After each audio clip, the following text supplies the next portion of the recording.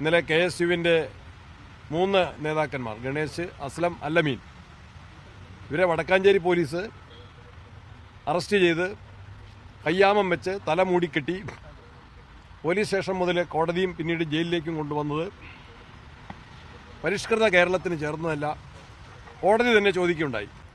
ഇവിടെ കയ്യാമം വെച്ചും മുഖം മറച്ചും കൊണ്ടുവന്ന് തിരിച്ചറിയൽ പരേഡിന് വേണ്ടിയല്ല, മനഃപൂർവ്വം മാർക്സിസ്റ്റ് പാർട്ടിയുടെ പ്രീതിക്ക് വേണ്ടിയാണ്, അവരുടെ അജ്ഞാനുവർത്തികൾ എന്ന നിലയിലാണ് ഇന്നലെ വടക്കാഞ്ചേരി പോലീസ് ഈ ക്രമരഹിതമായ നിയമവിരുദ്ധമായ കിരാതമായ നടപടി നടത്തിയിട്ടുള്ളത്.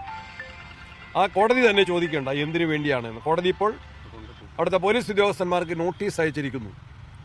ഈ കുറ്റകരമായിട്ടുള്ള നിയമവിരുദ്ധമായിട്ടുള്ള ഈ നടപടി, ഈ കയ്യാമം വെച്ചതും അതുപോലെ തന്നെ മുഖംമൂടി വെച്ചതുമെല്ലാം ചട്ടങ്ങളുടെ ലംഘനമാണ്, നഗ്നമായിട്ടുള്ള ലംഘനമാണ്. കോടതി തന്നെ സുവമോട്ടോ ആ കാര്യത്തിൽ നോട്ടീസ് അയച്ചിരിക്കുകയാണ്.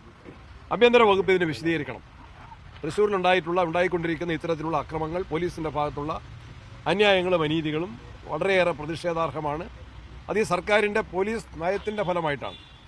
രാഷ്ട്രീയ എതിരാളികൾക്കെതിരെ പോലീസിനെ ആയുധമാക്കുന്ന പിണറായി സർക്കാരിൻ്റെ തെറ്റായ പോലീസ് നയത്തിൻ്റെ തുടർച്ചയാണിത്.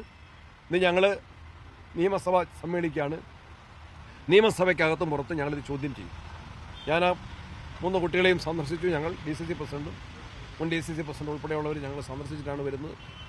ഈ നിയമവിരുദ്ധമായ നടപടിക്കെതിരായിട്ടുള്ള ശക്തമായിട്ടുള്ള പ്രതിഷേധം രേഖപ്പെടുന്നു.